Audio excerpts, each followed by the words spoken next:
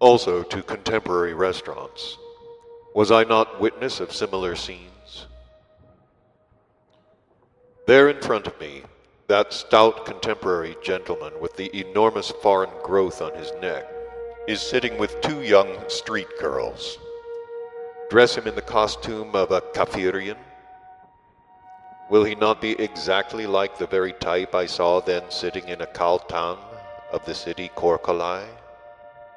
Or over there on the left, at another table, a contemporary young man is sitting, who in a squeaky voice convincingly holds forth to his bottle companion about the cause of disorders which proceed in some community,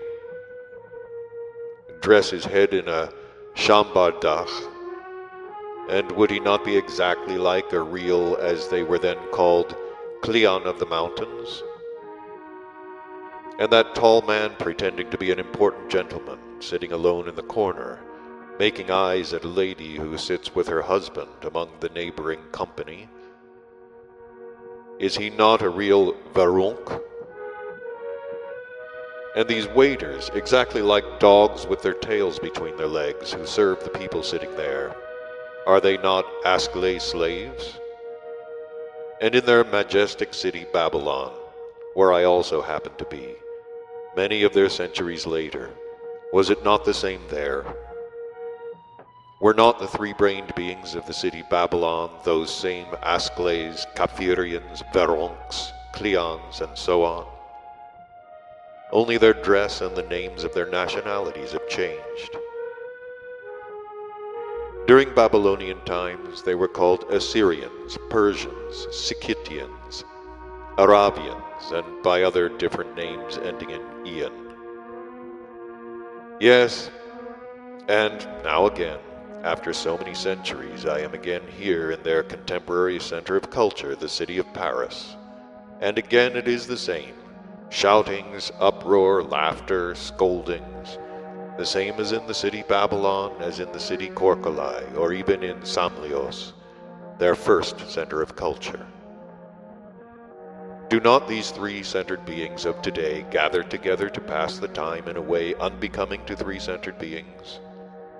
In as unbecoming a way as three-centered beings used to pass the time in all former periods of existence on that unfortunate planet.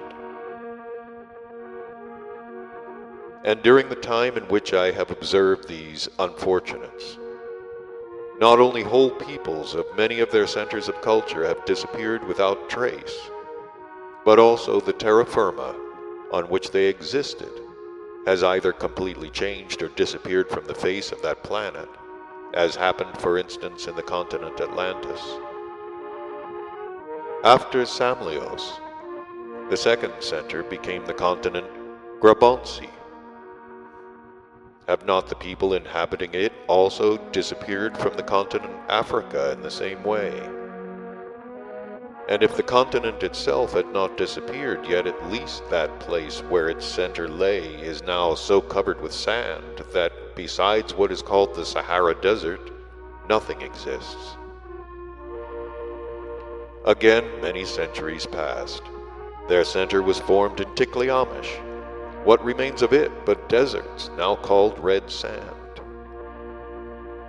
If some nation, formerly famous, has perhaps survived in its 1000th generation, then it is now vegetating in complete nothingness somewhere not far from that place where that nation dwelt. Then again many centuries passed. I saw their center Babylon. What has remained of this truly great Babylon? A few stones of the city itself and a few remnants of people formerly great who, although they continue still to exist, are yet regarded by contemporary beings as quite insignificant. And what will become of this contemporary center of culture of theirs, of the city of Paris, and of the peoples powerful today who surround it, French, German, English, Dutch, Italians, Americans, and so forth? Future centuries will show. But meanwhile, only one thing is certain. These unfortunate germs of higher being bodies, which arose and still continue to arise in some of the three-brained beings here, are compelled, as I've already told you, to languish in the presences of all kinds of abnormal forms, to actualize which, owing to the non-lawful consequences arising from the lack of foresight of some of our most high, most sacred common cosmic individuals, has become proper to this maleficent planet Earth. I was still absorbed in such thoughts, so sad personally for my essence, when my new friend, the young Persian, returned. Having sat a little longer in that restaurant where it had already become extremely noisy and stifling, we decided to go on to another restaurant, which was also there in Montmartre. But when we got up and were about to leave, a company of beings who were sitting beside us at another table, having overheard our conversation about the new place to which we intended going, spoke to us and asked us to sit a little at their table, and then go on together to where we had proposed going. They asked us to wait until a friend of theirs would arrive.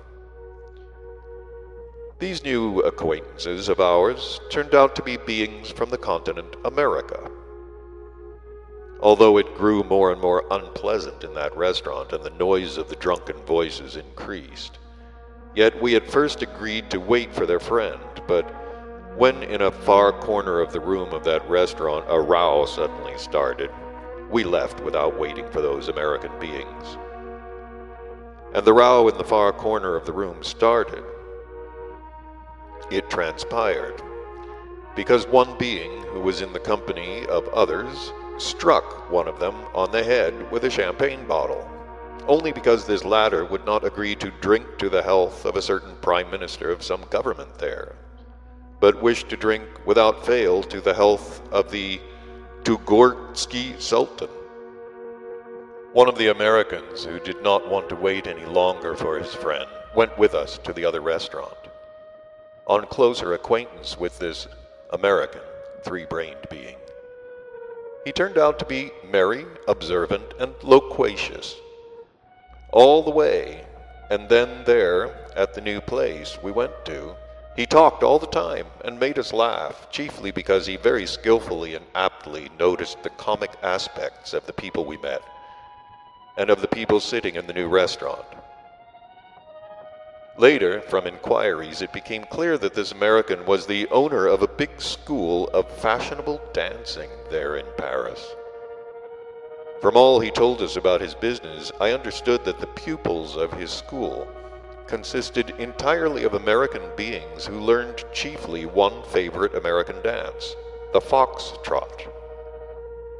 I also understood that this dance, the foxtrot, was purely American in origin, and that it is popular and danced in full swing, chiefly there in America.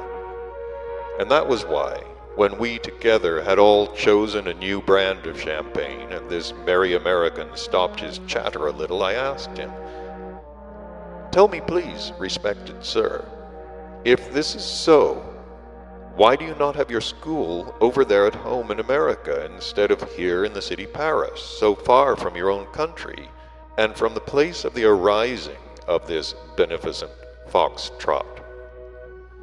What? He exclaimed in a sincerely surprised tone. "But I have a large family. If I had my school in my native country, not only